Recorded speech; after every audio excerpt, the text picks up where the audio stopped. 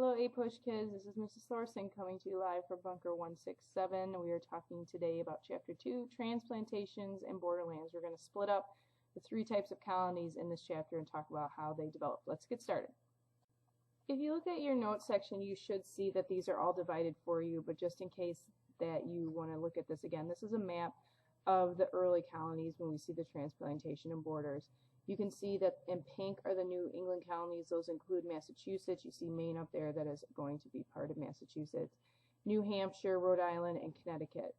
In the middle colonies, you see New York, Pennsylvania, New Jersey, and Delaware. We're also going to be looking at the Chesapeake in green, which is Maryland and Virginia, and below them are the southern colonies, which are North Carolina, South Carolina, and Georgia. Some people try to put the Chesapeake and the middle colonies together. If you want to bunch them up, people tend to call those two regions bunched together just the middle colonies, but we are going to separate them in this PowerPoint. We're going to first focus on the Chesapeake because that was the first area to be settled. We're going to be looking at Virginia. Now, at the time when the English tried to transplant their society into this area, they first did this with Jamestown. Joint stock companies were the ones that did this, which means that they were a company funded by private investors, but they were chartered or given permission to do this by the Crown. In 1607, when Jamestown was founded, it met up with some major problems that it was having. First of all, they landed on a swampy area. They thought, well, we'll land here. We don't want to have what happened to those in Roanoke happen to us. So we'll land in this wonderful, marshy, swampy, uninhabitable spot. That's a great idea to land because all they were worried about was getting attacked by Indians. They weren't actually thinking about, I don't know, growing food or actually having to sustain some type of life. They just worried about getting gold. They were also suffering from malaria because guess what? In swamps, we see huge breeds of mosquitoes and they're going to be passing around malaria to all the settlers. There were very few men with very few skills. They just wanted a sense of adventure, but they didn't want to actually have to do anything. And there weren't any women, so they didn't actually have like a sense of community or any type of work system when it came to domestic work. John Smith did come and help settle Jamestown when he got in. He kind of set up a system that imposed discipline and order. But in reality, he left and things just kind of went to pot after that. From the winter of 1609 to 1610, they had what was known as the starving town. Now, Indians did know and teach them how to cultivate corn or maize, as they called it, but they didn't really use that to their advantage because they had such a terrible relationship with the Indians after that, and they threatened to attack them if they were to leave their fort, which is why they couldn't go get food during this winter. But after that, the survivors did have to figure out what to do, and it was hard for them because they kept getting more immigrants and more people that they had to work with and more governors that they had to deal with that were pretty harsh. Finally, Virginia was able to succeed during this time for several reasons. Number one, instead of having communal lands, they decided to give people incentives by allowing for private property. Also, John Rolfe introduced the plant tobacco, which was their one plant that really got them back on track. There was an influx of skilled workers that came to the Americas, and they did that because there was a need for them and incentive for them to come as well, like you see with blacksmiths or carpenters or things like that. Indentured servants started to come in because they were promised land after working so many years, and there's the headright system, which also promised free land to anybody who came along with their family or other workers. The House of Burgess created House of Burgess, which allowed for a government in the Virginia area. And there was also the introduction of African labor, which we will see later is going to unfortunately help those in the South. The settlers in Virginia had a really hard time with Indian aggression, and they had to figure out ways to suppress this Indian aggression, especially with the Powhatans, who were the most powerful group or tribe at that area. Well, they had problems with them because of the headright system. More and more people were coming over and getting land. Well, they were taking the Powhatans' land, so that was causing major issues. As we know, pretty much all fighting from now on is going to be based on land.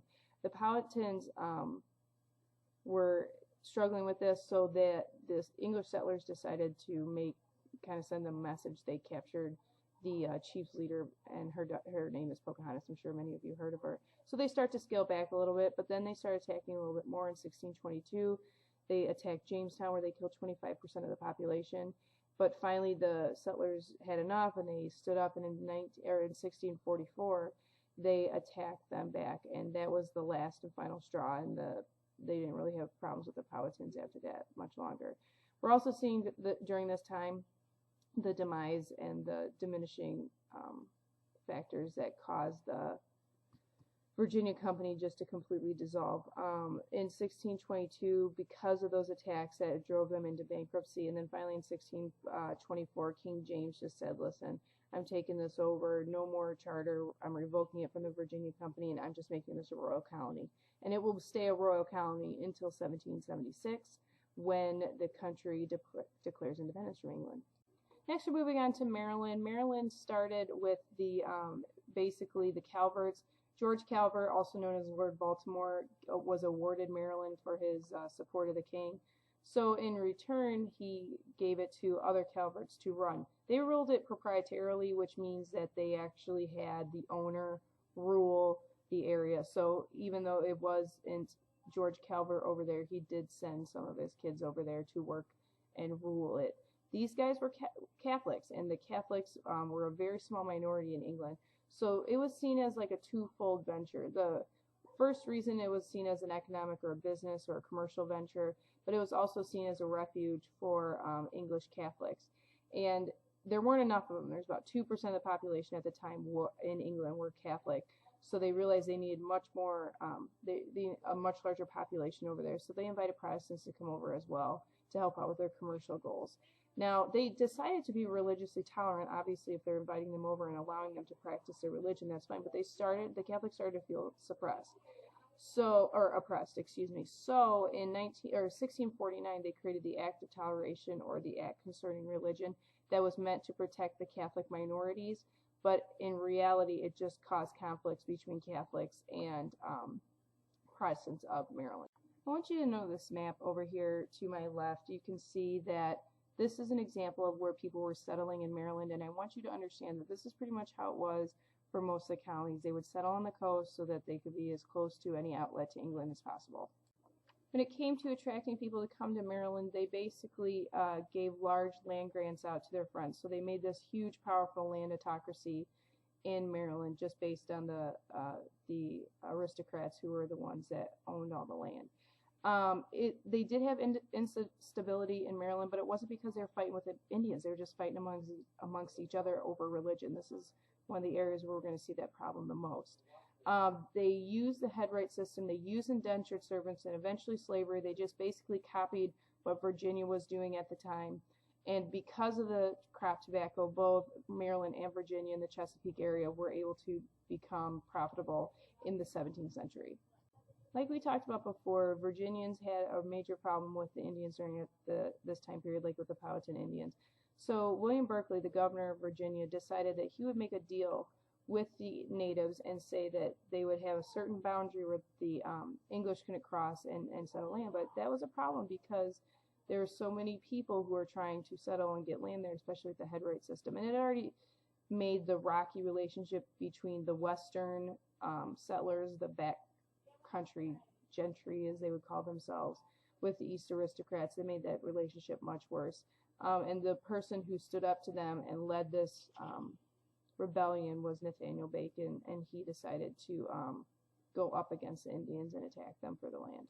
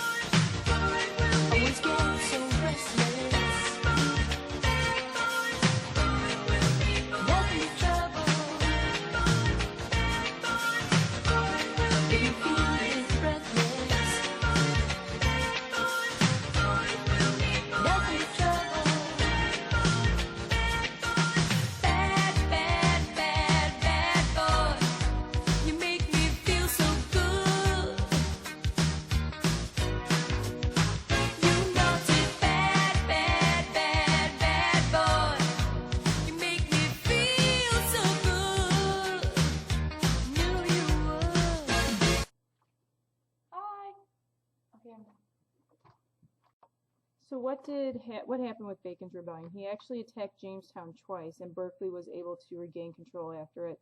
But one of the reasons that it kind of fell apart was that Bacon died of dysentery and troops arrived from England to back up Berkeley. So it pretty much just kind of died out. But it did show several things. Number one, it left Indians in a very weak position because they lost territory. It also showed that the English were refusing to follow any of the agreements that were made with the Indians. There was a huge rivalry and bitterness between the East and the Western settlers, and it just showed that people who did not have land were going to be unstable, and there are going to be some complaints. Now we're going to move on to New England. The first group that we're going to look at are the Pilgrims that landed in Plymouth. Now, the Pilgrims were actually Puritist separatists, which means that they decided that they didn't want to be part, they were Puritans, but didn't want to be part of the Church of England anymore, so they completely separated themselves from there. They felt like they were being repressed, and they didn't like what they had to deal with, and they actually moved to Holland first before they came over to the New World. They did obtain a right to settle here, and in 1620, their ship, the Mayflower, landed in Plymouth, what is now Massachusetts, on Cape Cod. They, at the time, created what was known as the Mayflower Compact, which was an establishment of a civil government that allowed for majority rule. This is the first time that we're seeing any form of written democracy in the New World.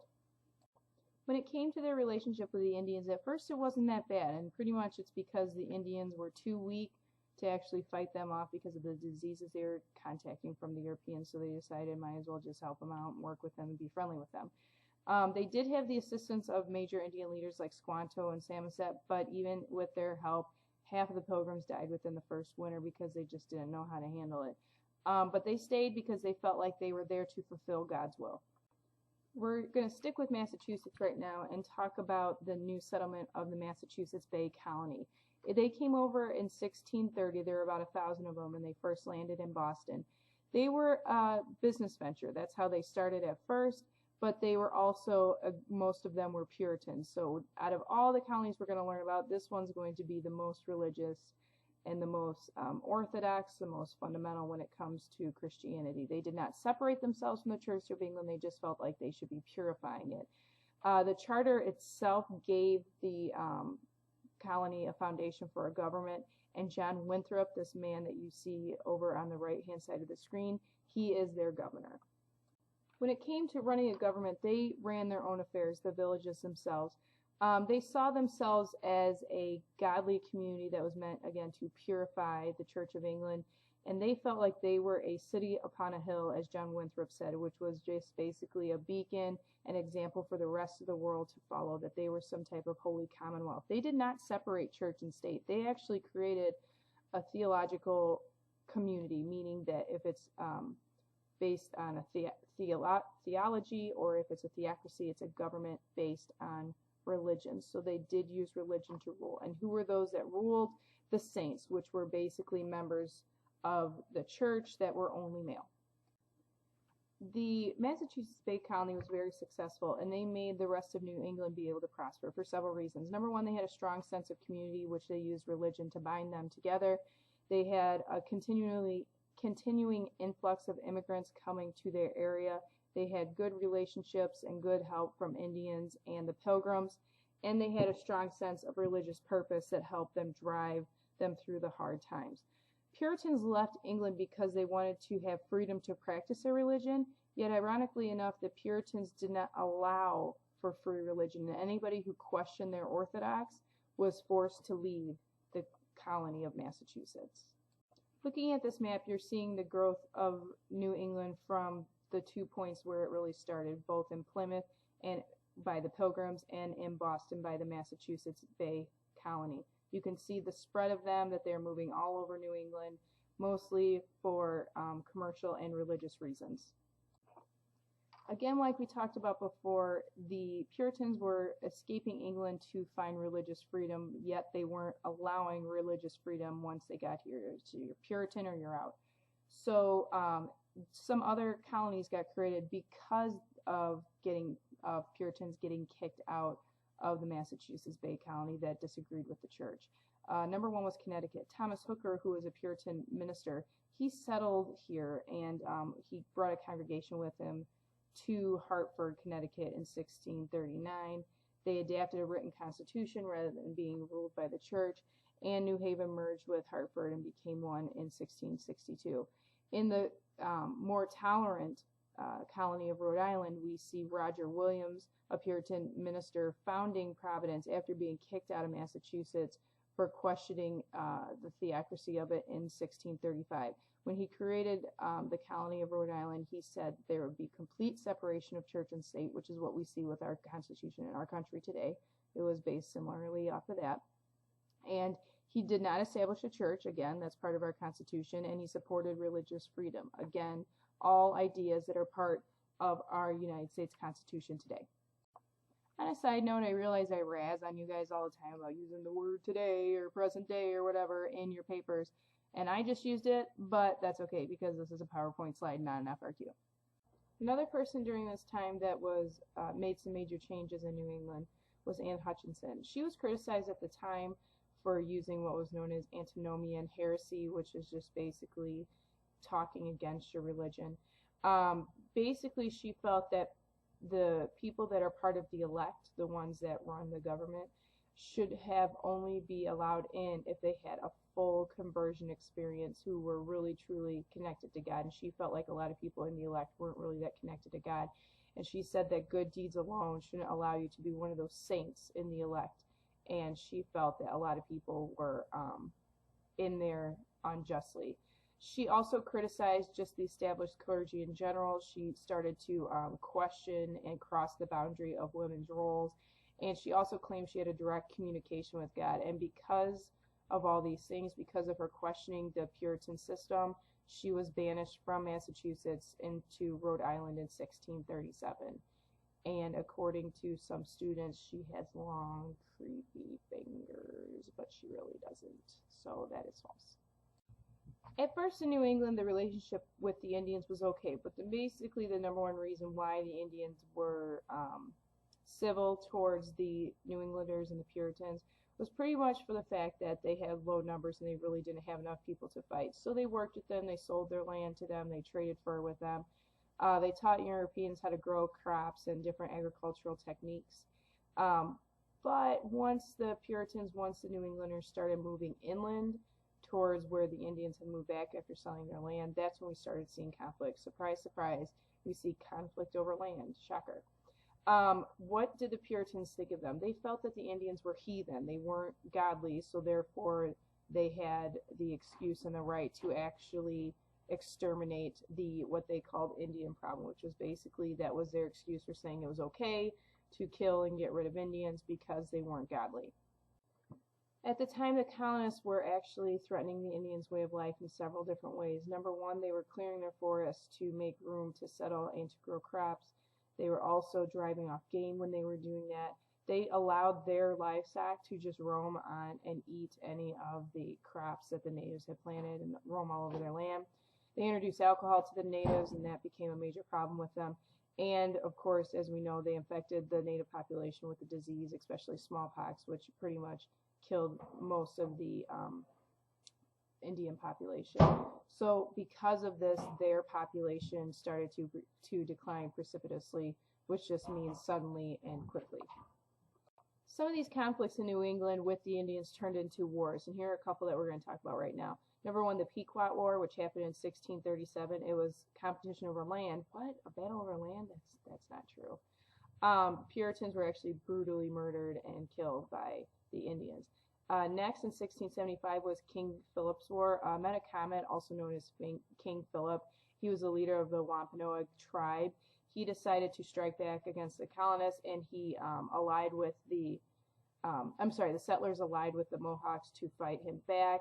The Indian threat after this was diminished. It wasn't eliminated, but it was diminished for a time being, and it was considered the deadliest war out of all the Indian wars during the colonial times, and that's because of weapons that they had, like the flintlock musket, which was a new English technology which allowed for killing to be done quicker than it used to be. So this is another reason why this was such a bloody war, excuse me.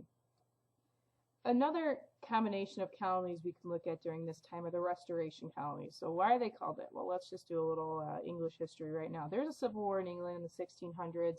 Charles I, he was a Stuart from Scotland. He was the king at the time, and the people didn't like him. So a leader by the name of Oliver Cromwell brought up the Civil War, and he fought against the king and his men. Well, Oliver Cromwell won. They beheaded King Charles I. That was the first time any English king had actually been beheaded, and he took over. But then he did bad, and they restored the crown by giving it to Charles II. So that was the Stuart Restoration. Well, here's what happened with that. Because people sided with the Stuarts during this time, he wanted to, the Stuarts, in this case Charles II, wanted to thank those who supported them during this rough time and during the Civil War. So he created what were known as the Restoration Colonies, meaning the ones that were given to his friends that helped out during this time period. And those colonies included the Carolinas, New York, New Jersey, and Pennsylvania. The Carolinas were run by 8 proprietors that got land from King Charles II. They hoped to profit as landlords and as land speculators, so they wanted to sell the land and speculate it and see if they can find different minerals and things to mine. But they ran it with absolute power at first. But then they started following the ideals of John Locke, who we base our Constitution off of and our Declaration of Independence. And they created a constitution. Unfortunately, the actual settlers never followed it. The northern part and the southern part of the Carolinas were very, very different. In the north, we saw more subsistence farming, where people were farming and just using the food for themselves, where in the south, we saw a more aristocratic and cosmopolitan area where we see them trading rice and other products with major commercial ventures rather than just farming for themselves. This is when we start seeing African slaves really being brought to the colonies, and we see the plantation-based society being created. And because the tensions were so high between the northern part and the southern part of the Carolinas, the king in 1729 decided to split them into 2 colonies, North Carolina and South Carolina, which exist today. Next, we're going to look at the Restoration Colony of New York. Now, it used to be controlled by the Dutch and known as New Amsterdam, but the Duke of York, James II, who will be James II, and the king eventually, who was the brother of Charles II, got it as a reward for supporting his brother Charles II in the Restoration movement. In 1664, he was able to claim this land and establish it as New York after taking the city of New Amsterdam, which is currently New York City. And when it came to the state of New, or the colony of New York, excuse me, it was very diverse in its population. It allowed for different religions, and it also set up a democratic style of government. When James had New York, he felt it was rather large, so he decided to split it in 2, and he gave the southern part to some friends, John Berkeley and George Carteret, the southern part, and they called it New Jersey. Now, this new colony of New Jersey had a very large, diverse population when it came to ethnicities and when it came to religion. It soon would become a royal colony, and it's also going to be the home of many famous people, including John Bon Jovi, Bruce Springsteen, and the ever famous Teresa Giudice. Another restoration colony was that of Pennsylvania. It was controlled by William Penn, who was their proprietor, and he was a Quaker. And the reason that he got this was he was owed a large debt by the king. Now, what did Quakers believe in? Well, they rejected many Puritan ideas, including predestination, original sin, and believed that all people had the inner light that would lead them into salvation. Women were also considered equal in the church, and England didn't really like their democratic pacifist ideas, but they really didn't have a choice because he gave them a lot of money during the Civil War, and they owed him, so they had to deal with it.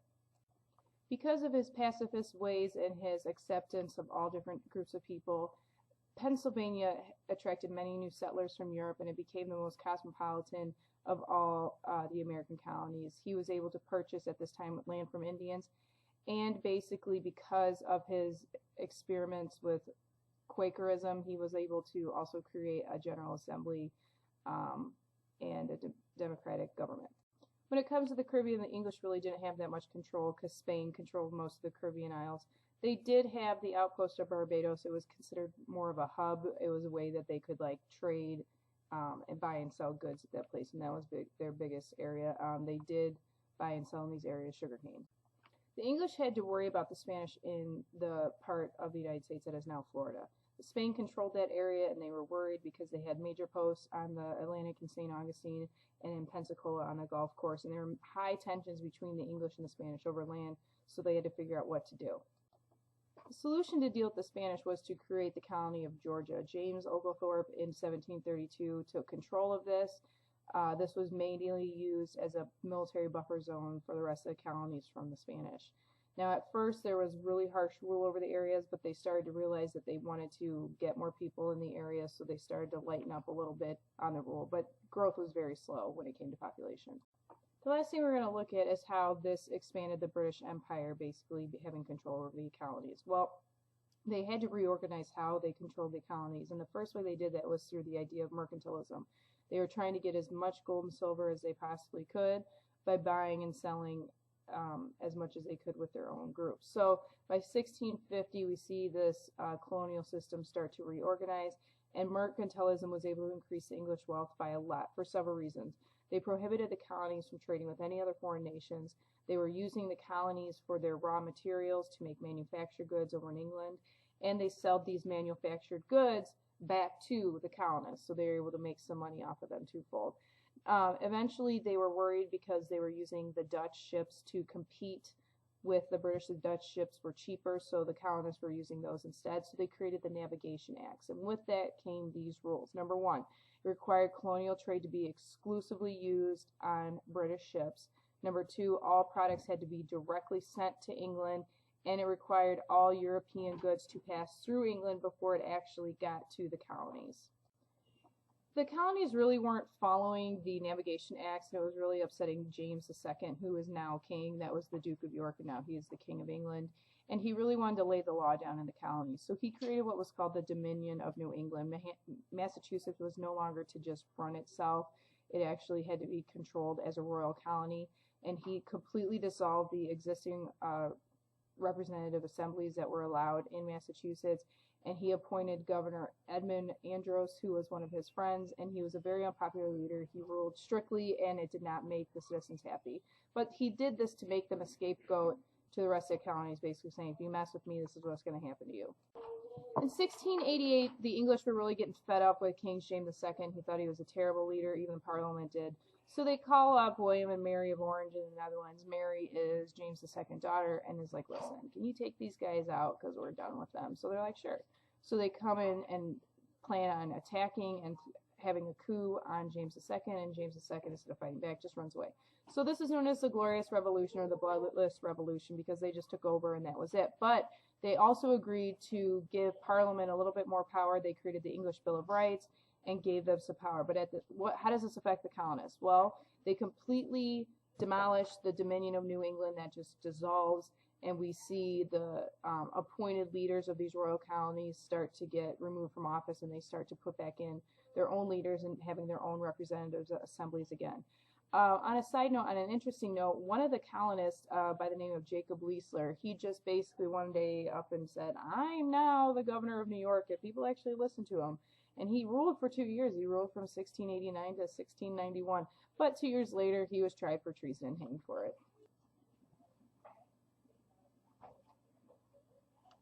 So by the end of the 17th century, where the English colonists, they had some rights and freedoms, but they really didn't have many rights, economically speaking. So that's it for this chapter. I will talk to you later. Bye.